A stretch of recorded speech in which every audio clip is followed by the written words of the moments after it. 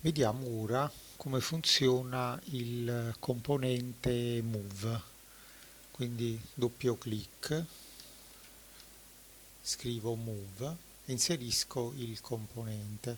Adesso vado a inserire l'elemento che si deve spostare, quindi vado in curve, primitive, prendo un cerchio e lo posiziono qui nella scena, collegando l'input di uscita del cerchio al move, quindi alla geometria.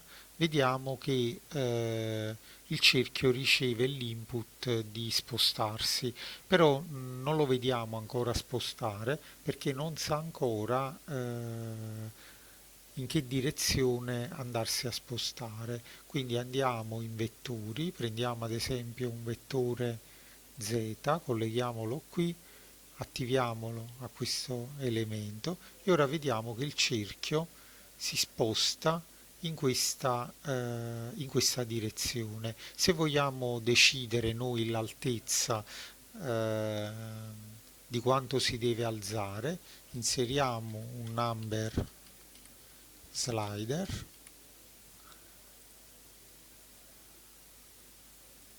diamogli un valore da 1 a 10 ad esempio, colleghiamolo al vettore e qui possiamo decidere di quanto si deve spostare il vettore. Come si può vedere, il vettore, lo spostamento non sposta effettivamente il cerchio, ma ne crea una copia spostata. Se vogliamo fare in modo che non si veda più il cerchio posizionato a terra, ci basta andare sul cerchio originale, tasto destro e nascondere la preview.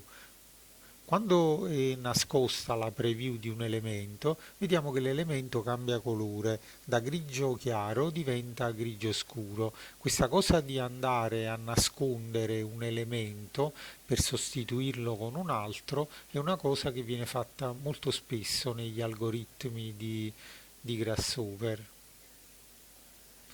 Quindi questo era il componente Move.